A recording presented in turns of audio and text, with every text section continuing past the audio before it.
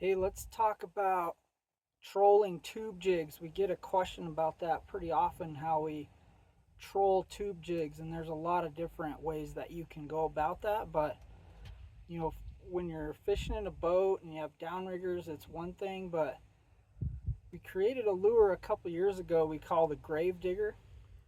So that's that grave digger jig head, and that jig head is actually built for trolling tube jigs. It makes a pretty good level head tube for big tubes too, but we designed this thing with a lot of weight in the front end, so this bait will actually nose down, and we make it up to 4 ounces, so it's real heavy. So the design and the purpose behind the grave digger is actually to troll a tube jig. So you just rig it up like normal, head through the back, open into the tube all the way to the front, tie it up with a good Palomar knot. And the reason we like this design too is it puts the hook a little farther back on the body.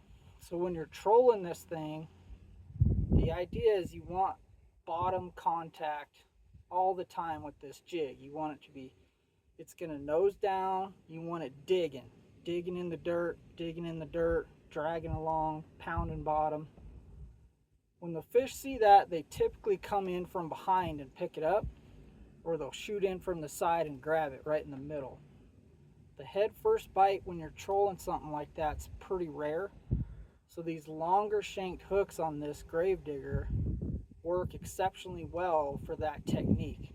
You can call it trolling, you can call it the drop and drag technique. So this is one of our favorite tubes to troll with. The Pro Blue Mesa Color from Carl's Custom Soft Plastics. This has been a very proven heavy hitter for us for the last couple of years. Unbelievably great tube. I run it on 15-pound fluorocarbon line, and I'm using a medium heavy, moderate fast rod. This rod does have a little bit of flex in the tip, so I can see that bait working on the bottom really well. And if it kind of hangs up, gets kind of stuck on a rock or something like that, my rod's gonna give and then kind of act like a slingshot and knock it free.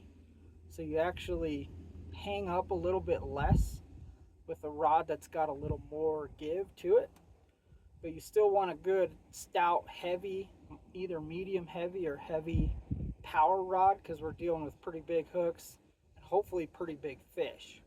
So all you're going to do with this is just tie it up and get up to speed. A lot of times we'll troll this thing as slow as like 0.2, 0.3 miles an hour, just barely moving.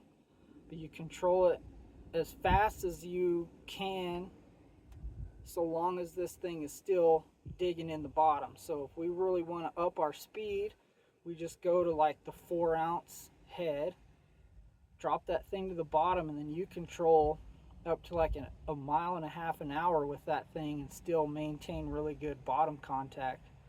So the reason for the different weight options there is, if you want to troll super slow, you don't have to use one quite as heavy, but the more speed you put to it, the heavier of a weight you're going to need. And this has been such a great tool for folks to use, you know, on a paddleboard, on a kayak, on a float tube, as well as in your boat. You can hold on to your rod while you're going. You can stick it in a rod holder and just watch it. Maybe you're on your kayak and you're rowing, paddling around. You just stick it in your rod holder like you would any other trolled bait. And so long as that thing's on the bottom, digging, bouncing around, that's exactly what you want. So just a little pointer.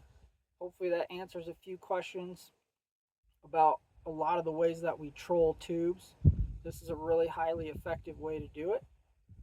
And then you can learn about that and other stuff too, as far as tube jigs go and all the different rigging options in our tube jig seminars available on our website as well. But I wanted to get this one in front of you. This is pretty timely for ice out, early spring fishing in a lot of lake trout fisheries where these fish are up shallow.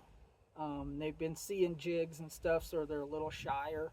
And sometimes we'll go to this trolling technique for these big fish, and it definitely pays off. See you on the water.